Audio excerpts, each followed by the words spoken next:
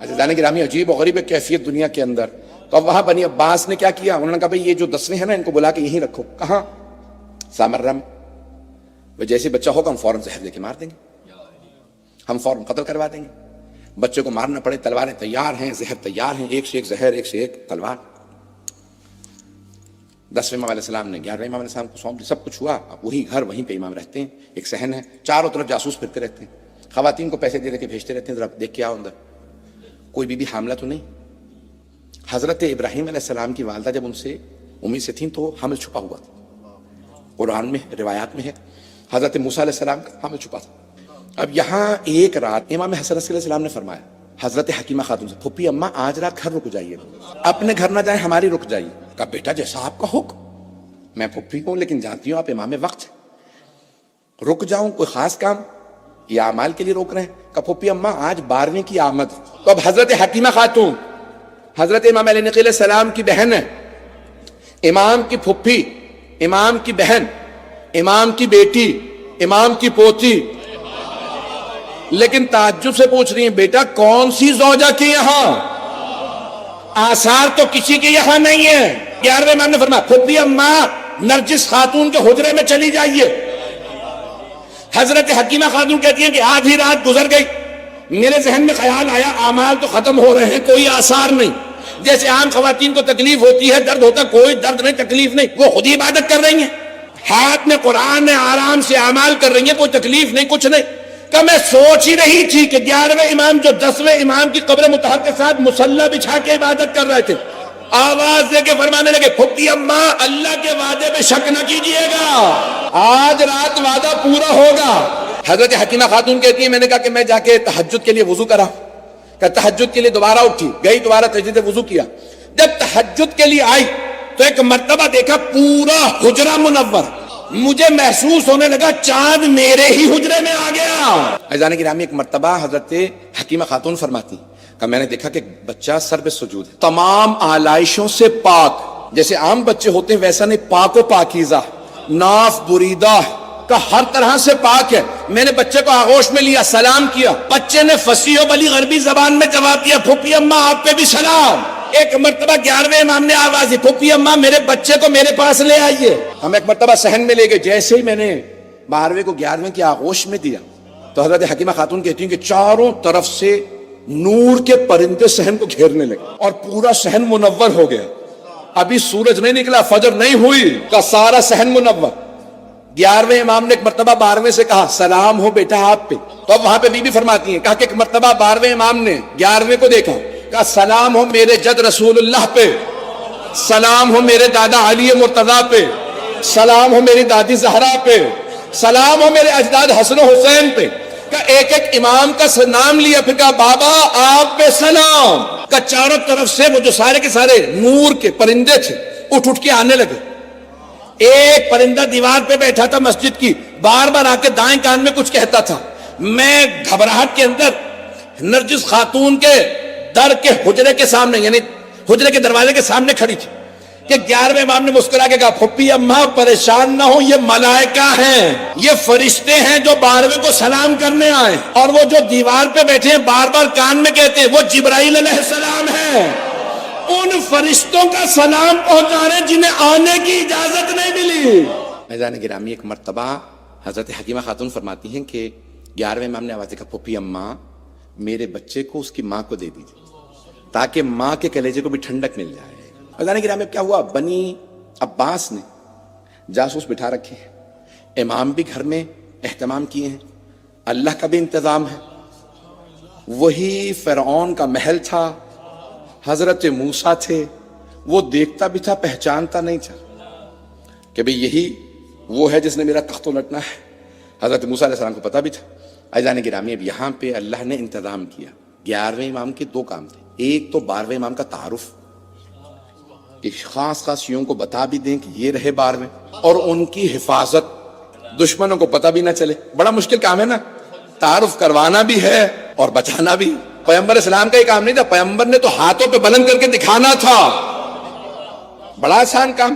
اب 11ویں میں کیا کام ہے، بھئی شیعوں میں بتا بھی دیں اور منکروں سے بچائیں بھی، یہی کام تھا. تو اب آپ نے کیا کیا، کہا بھئی آپ گھر سے باہر نہیں جا سکتے، جیسے بابا جان جانتا ہو، وہ بھی امام ہے، حجت خدا، انتظام ہے. وہاں پہ پتہ کہاں چلا؟ بھائیوں کا سارا ہم سے نزاع، اختلاف کس بات پہ؟ بھائیوں کا پورا ہم سے اختلاف اس بات پہ ہے کہ وہ کہتے ہیں کہ 12ویں امام تمہارے نہیں ہیں. کیوں نہیں ہیں؟ کہتے بھئی 400 لوگ تلاش کرنے گئے انہیں عباسی خلیفہ کے کہنے پہ. کون سے 400 لوگ؟ سپاہی، فوجی، عام آدمی بھی نہیں. 400 لوگ تلاش کرنے گئے، انہیں نہیں ملے. اس کا مطلب ہے نہیں ہے، یہ ان کے پورا کا پورا زور اسی بات پہ. بھئی 400 لوگ تلاش کر رہے ہیں، ایک نہ آدھا، تو 400 لوگوں کو نہیں ملے، اس کا مطلب ہے نہیں ہے. تو اب میں انہی کی بات سے جواب دینا چاہ رہا ہوں، وقت نہیں ہے. تو وہ کہتے ہیں بھی تلاش کرنے گئے 400 لوگ، تلاش کرنے پہ نہیں ملے. 300 400 500 جتنے مرضی کر لیجیے، 3 4 5 ہزار کر لیں، لوگ گئے تلاش کرنے، انہیں نہیں ملے. تو میں کہتا ہوں کہ یہ اتنے لوگوں کا تلاش کرنے کے لیے جانا بتا رہا ہے کوئی ہے. بھئی تلاش کرنے گئے کیوں تھے؟ وہ کہتے ہیں بھئی 8 ربیع الاول 260 ہجری 11ویں امام علیہ السلام کا جنازہ تھا. جنازہ پڑھانے کے لیے بھائی کھڑے ہوئے، اور ایک مرتبہ عباسی بادشاہ نے پوچھا بھئی جنازہ کس نے پڑھایا؟ کہا ایک بچے نے. کہا بچے نے؟ کون تھا بچہ؟ کہا بھئی ان کے گھر سے آیا، 11ویں امام کے گھر سے باہر ایک بچہ آیا 5-6 برس کا. اس نے آ کے ایک مرتبہ اپنے چچا کی ابا کو پکڑا، کہا انا حق بے ان اصلی بہذا، چچا جان میرا حق زیادہ بنتا ہے کہ میں جنازہ پڑھا، اور پیچھے ہٹا دیا. کہا بچے کا نام کیا تھا؟ کہا پتہ نہیں. بھئی چہرہ کیسا تھا؟ کہا 14ویں کے چاند جیسا تھا. جنازہ جب پڑھا رہا تھا بچہ تو جنازہ آتا تھا، کہاں فصیح و بلیغ عربی زبان کے اندر بہترین طریقے سے جنازہ پڑھایا. اب پھر بچہ گیا کہاں؟ کہ گھر میں واپس چلا گیا. کہا ایسا نہ ہو کہ یہ وہ 12واں یہی ہو، پتہ نہیں لوگ ہیں یا نہیں. انہوں نے کہا چاروں طرف سے امام کے گھر کو گھیر لو. 400 افراد گھر کے اندر آئے.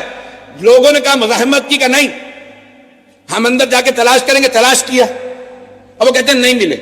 گئے اندر ہی تھے، ملے نہیں. یہیں سے غیبت صغرا شروع ہوئی ہے.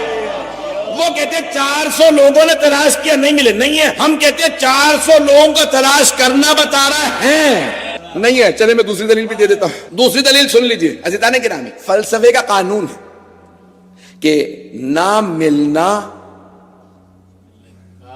نہ ہونے کی دلیل نہیں ہے، نہ ملنے کی دلیل. کوئی آدمی خدا کو تلاش کرنے نکلے، کہتے ہیں مجھے خدا نہیں ملا. یہ نہیں کہ خدا نہیں ہے، اسے نہیں ملا. میری انگوٹھی آپ کسی ممبر کا میں کھوجا، میں تلاش کرتا رہا ہوں، مجھے انگوٹھی نہ ملی، تو دلیل ہے کہ بھئی انگوٹھی مجھے نہیں ملی. یہ نہیں کہ نہیں ہے تبھی تو تلاش کر رہا ہوں. تو اتنے لوگوں کو تلاش کرنا ایک. دوسری دلیل کہ وہ سب کے سب کہیں کہ کوئی بچہ تھا جس نے جنازہ پڑھایا اور وہ سرداب میں گیا پھر ملا نہیں. تیسری دلیل یہ قرآن کی آیت ہے، تنزل الملائکۃ والروح فیہا بإذن ربہم من کل امر. ملائکہ روح نازل ہوتے ہیں. انگریزی والے بچے بیٹھے ہیں یہاں پہ، اس لیے پیش کر دوں، پریزنٹ کنٹینیوس ہے، پاسٹ ٹینس نہیں ہے. ایک دفعہ نازل ہوئے تھے نہیں ہے، جب بھی شب قدر آتی ہے نازل ہوتے ہیں. تو مانو نہ کوئی نبی جیسا ہے. ان کے زمانے پہ ان پہ ہر امر کو لے کے ملائکہ روح نازل ہوتے تھے. یا رسول اللہ امر لائے ہیں، رزق امر ہے، موت و حیات امر ہے. عزیزان گرامی اب یہ ہر امر کو لے کے نہ، وَيَسْأَلُونَكَ عَنِ الرُّوحِ قُلِ الرُّوحُ مِنْ أَمْرِ رَبِّي. وہ آپ سے روح کے متعلق سوال کرتے ہیں، کہہ دیجئے روح میرے رب کا ایک امر ہے. روح امر ہے. کس کی روح آئے گی، کس کی جائے گی، کون پیدا ہوگا، کون دنیا سے جائے گا، سارے آتی ہیں. کس پہ امر آتے ہیں؟ کوئی اولی الامر ہے،